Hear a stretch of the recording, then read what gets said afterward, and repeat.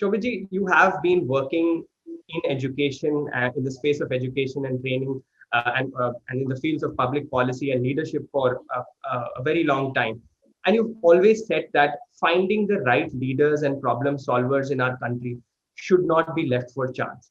So I want to ask you, what, according to you, are the main challenges for us as a society in nurturing good leaders? Thanks, Kamal. A very interesting question because not too many people focus at leadership.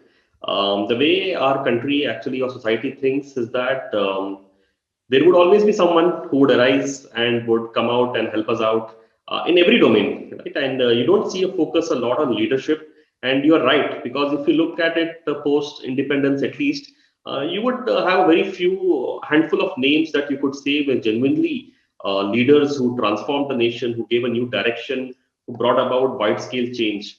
Um, where are we grooming such people? We have always left it to chance. We have always hoped that someone would arrive and change things. That being said, it's also, as you have rightly identified, that it is also a systemic problem. There's something that is hindering such leaders from emerging. What are those? At least if you look at the recent times, you will see that there is a growing radical liberal idea that individuals are fundamental units of a society, right? Individuals who are working in their self-interest, who are rational, who are all equal, right? This is the dominant narrative that you hear today. Everyone is talking about themselves and their rights. Everybody wants to project themselves as victims, and they're all fighting for the rights rather than what you would call the Indian tradition or the Indian way to look at individuals is to elevate yourself, right? As we call it, abhyuday. How do you identify and fulfill your highest potential, right? So there is a race to the bottom in many ways. First of all, fragmenting society into atomic individuals who are victims, individuals who are constantly fighting for their rights. Now, nurturing leaders in this context is a big hindrance, right? Because there is always a race to the bottom. Everyone is looking about how do you get more from the state or from other institutions, right?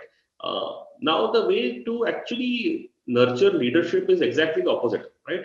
How do you elevate yourself? How do you think beyond yourself? How do you think of community? How do you think of society? How do you think of the nation, right? How do you put future generations ahead of yourself?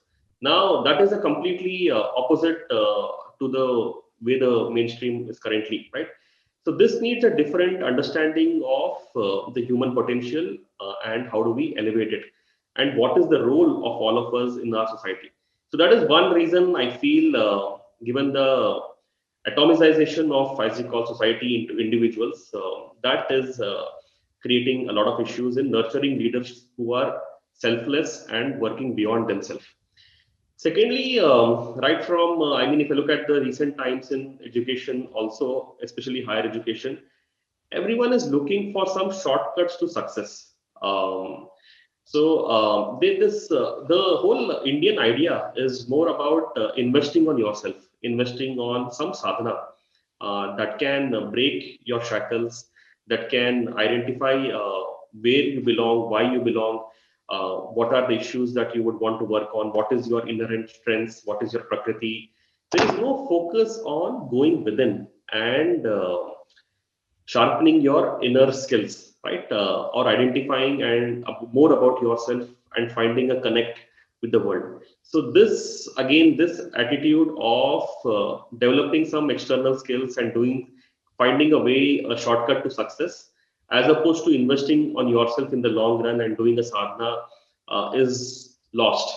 And if you look at the world and if you look at all the global leaders in any domain, right from science tech to all the way to politics or sports, anywhere in the world, unless people have done that investment on themselves, they have not excelled. That I think that spirit is being lost, that attitude is being lost, and you don't create leaders through any shortcut success, right? You'll have to work on yourself very hard. That is the second reason I identify. Finally, if you see as a society itself, there is a lack of a higher purpose, right? They say that we are a generation without any purpose, right? During the colonial times, you can say still we had an external visible enemy, right? You could have seen as the British who were our colonizers, and there was an obvious enemy. But now with that enemy gone, we are kind of directionless in our purpose. We need to, I mean, there's no visible enemy, but the enemy is in many ways within. It is about us as a society identifying what's our true potential, what's our true purpose of existing on this planet, what do we have to contribute to the world. This is not being thought. So when you don't have a direction as a society itself, you get disillusioned, and then where do the leaders rise from, right? The leaders are there who can give a vision to society, who can show what our potential is and lead society towards that. So I think in many different ways, we are facing external headwinds in grooming the leaders in the Indian context as you would want them. And of course, we have to identify this and break through all of them.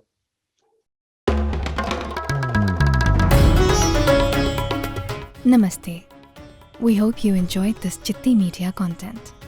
Please remember to subscribe to us and switch on the notifications for this channel.